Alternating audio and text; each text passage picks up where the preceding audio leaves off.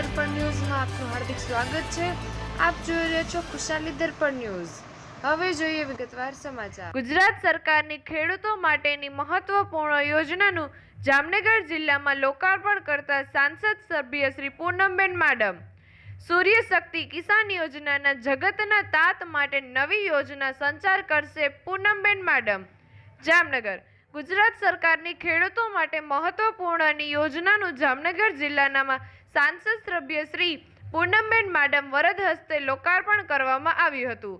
આ તકે શ્રી પૂનમબેન માડમે જણાવ્યું હતું કે સૂર્ય શક્તિ કિસાન યોજના જગતના તાત માટે નવી યોજનાનો સંચાર કરાશે। ગુજરાત સરકારની ખેડૂતો માટેની મહત્વપૂર્ણ યોજના સૂર્ય શક્તિ કિસાન યોજનાનું જામનગર જિલ્લા જામજોધપુર તાલુકામાં સડોદર ખાતેથી યોજાયેલા ખાસ સમારોહમાં સમાણાના 66 કેવી સબસ્ટેશનના મેથાણ ફીડરથી લોકાર્પણ સાંસદ સભ્ય શ્રી પૂનમબેન માડમના વરદ હસ્તે કરવામાં આવ્યું હતું।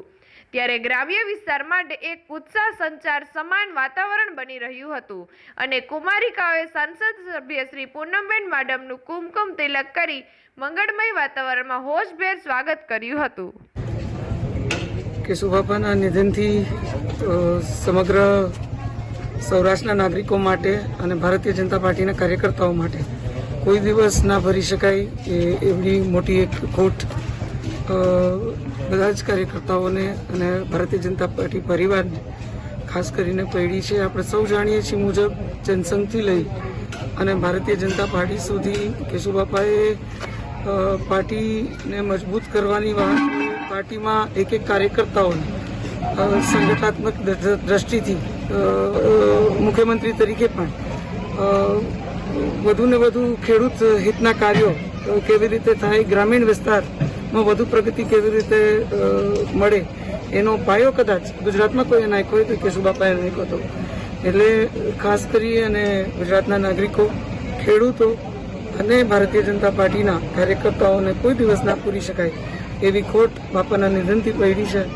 ત્યારે હું ઈશ્વરને પ્રાર્થના કરું છું કે કેશુબાપાને આત્માને સદગતિ આપે, એમના પરિવારને દુઃખ જે આવી પડ્યું છે એ સહન કરવાની શક્તિ આપે અને કાર્યકર્તાઓ માટે પણ આ દુઃખદ સમય છે, પણ બાપાને જો આપણે સાચી શ્રદ્ધાંજલિ આપવી હોય તો બાપાએ જે રાહ આપણને ચીંધો છે એમાં ગ્રામીણ પ્રગતિ, ખેડૂતોની પ્રગતિ અને પાર્ટીના કાર્યકર્તા તરીકે પાર્ટીની વિચારધારાને મજબૂતીથી લોકો વચ્ચે રહી અને કાર્યરત રહેવું એ જ એમની સાચી શ્રદ્ધાંજલિ હશે। ત્યારે હું પણ કેશુબાપા જેમના આશીર્વાદ મને ઘણી વખત પ્રાપ્ત થયા છે અને અમે બધા એમને આદર્શ માનીએ છીએ। પારિવારિક દ્રષ્ટિથી પણ મારો પરિવાર પણ એમની સાથે, મારા વડવાઓ પણ એમની સાથે વ્યક્તિગત રીતે જોડાયેલા હતા।